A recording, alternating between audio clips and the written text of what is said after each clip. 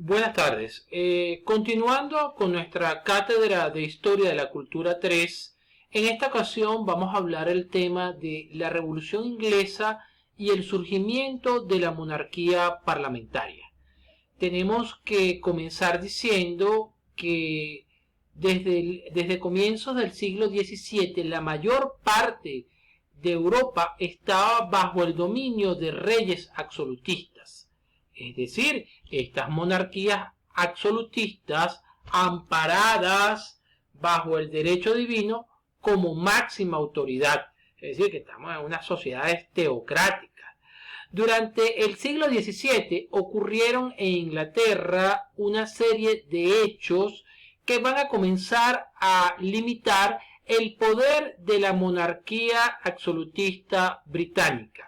Podríamos decir que comienza a darse una transición entre la monarquía absolutista hacia una monarquía parlamentaria.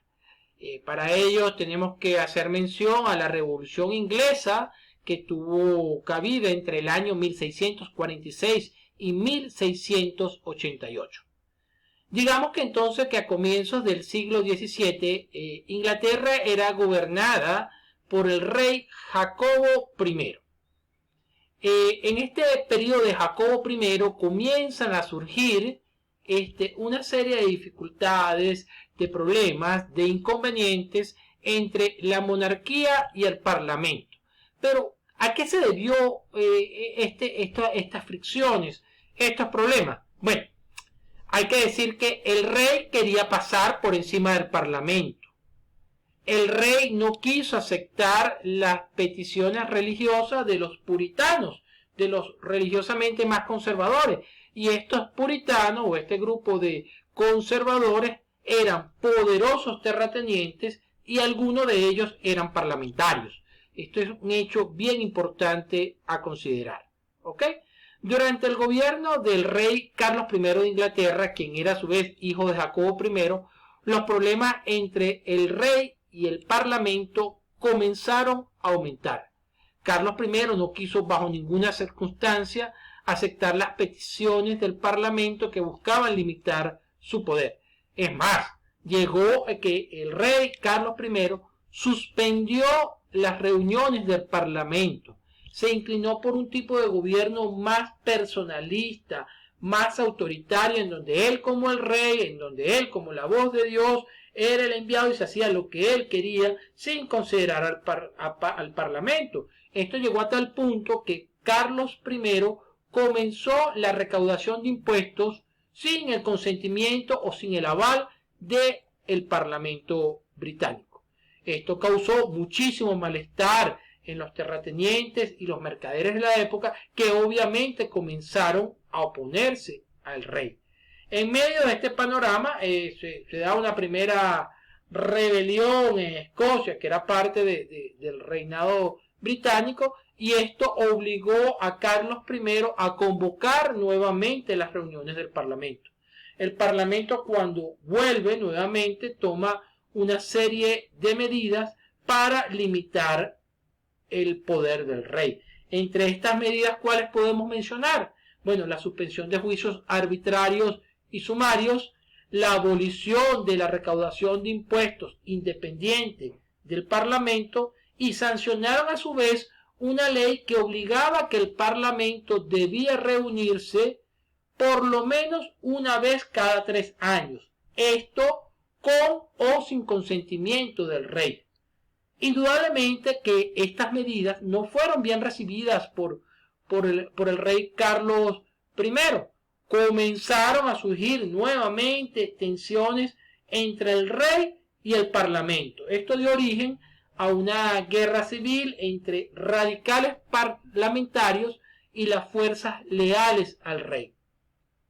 En esa guerra, los parlamentarios radicales eran conocidos como los independientes y tuvieron bajo el liderazgo de un personaje llamado Oliver Cromwell, que Oliver Cromwell logró armar un poderoso ejército. Lograron derrotar a las fuerzas del rey y en 1646 Carlos I es capturado. En ese devenir, en esa transición, en esa turbulencia, surgen nuevamente divisiones, pero esta vez entre los mismos parlamentarios, y esto es aprovechado por el rey Carlos I, quien logra escapar a Escocia.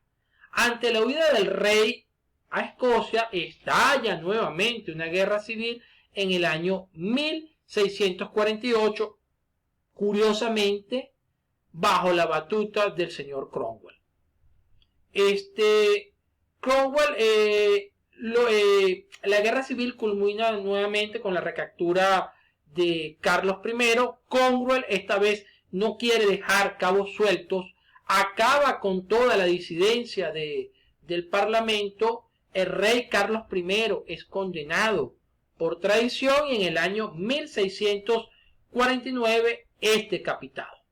Con la muerte del rey, el parlamento decide disolver la monarquía, disuelve las cámaras de los lores e Inglaterra asume un sistema de gobierno republicano, pero esta vez ante la ausencia de la figura del rey, nombran una nueva figura que es llamada o es conocida como el Lord Protector. Por supuesto, es designado el Lord Protector Oliver Cromwell. El gobierno de Cromwell comienza por el lado izquierdo, tiene un sinfín de problemas, se dan sublevaciones en Irlanda, se dan sublevaciones en Escocia, presenta una fuerte y férrea oposición dentro de lo que es Inglaterra, lo cual hace que esta transición sea realmente convulsionada. Ante este panorama, ¿qué medidas tomó el señor Cromwell como Lord Protector? Bueno, reprimió la protesta, persiguió y aniquiló a los opositores y a los disidentes y decidió disolver el parlamento. Es decir, que Cromwell tomó medidas mucho más radicales, mucho más autoritaristas que las que tomó Carlos I, a quien él perseguía. Bueno, en esos avatares de la historia, con la muerte de Cromwell en 1658, se restaura nuevamente la monarquía y el ejército decide colocar a Carlos II como rey, quien era hijo de Carlos I y nieto de Jacobo I. El parlamento mantiene altas cuotas de poder en la monarquía.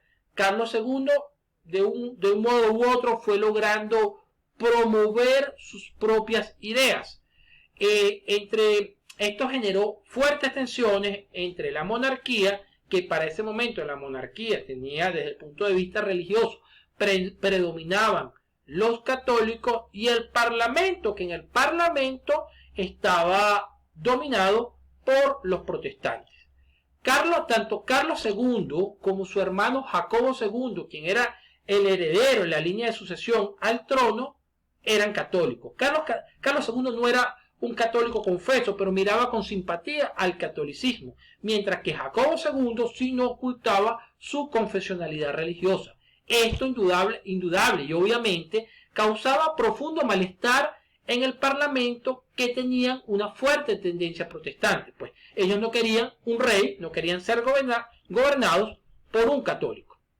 En 1681, Carlos II decide disolver el parlamento ante estas tensiones. Varios años después, en 1685, muere Carlos II y asume al que le correspondía en la línea de sucesión, que es Jacobo II. Jacobo II nombra a católicos en puestos relevantes de la monarquía, en puestos elevados en el gobierno. Colocó personas en el ejército, en la marina y en las universidades. En 1688, tan solo 3 años después que asume Jacobo II, un grupo poderoso de parlamentarios, de notables y nobles ingleses invitaron a un señor llamado Guillermo de Orange, que a su vez era esposo de la hija del rey Jacobo II. Estos señores los seducen y los invitan a invadir Inglaterra. Guillermo de Orange y su esposa María, la hija de Jacobo II, armaron un poderoso ejército e invadieron Inglaterra. Es decir, la hija invade con su esposo el reinado y buscan darle un golpe de timón al mandato de Jacobo II. Jacobo II escapa a Francia. Este hecho histórico es conocido como la Revolución Gloriosa y no fue otra cosa sino donde triunfa el parlamentarismo. Los parlamentarios le ofrecieron indudablemente el trono a Guillermo III y a María. El rey Guillermo muy astutamente hace una declaración de poder en la cual otorga una serie de derechos y poderes a los parlamentarios en 1689. Es decir, muy astutamente, yo negocio y le doy poder a los que me llevaron al reinado, pero que a su vez, si no están contentos, me pueden derrocar. Esta declaración de poder, ¿en qué consistía? Bueno, el Parlamento tenía la potestad de decretar y sancionar leyes. Estaba habilitado para cobrar los impuestos. Era un gobierno que se estaba sustentando en las leyes y no en la autocracia de un rey. Y el Parlamento podía decidir libremente, independiente del rey. Hacía imposible que los reyes tomaran decisiones importantes sin el consentimiento del Parlamento. De este modo comienzan a sustentarse las bases de lo que posteriormente es conocido como la monarquía parlamentaria. Es decir, el rey no tiene todo el control del gobierno, pero sí tiene mucha fuerza en el Estado. Progresivamente el Parlamento a lo largo de la historia va acumulando más poder y esto da pie hasta lo que hoy conocemos como la verdadera autoridad en el poder político inglés. Es así como surge la monarquía parlamentaria, cuya máxima expresión la encontramos en el reinado o en la corona británica. Buenas tardes, gracias por su atención.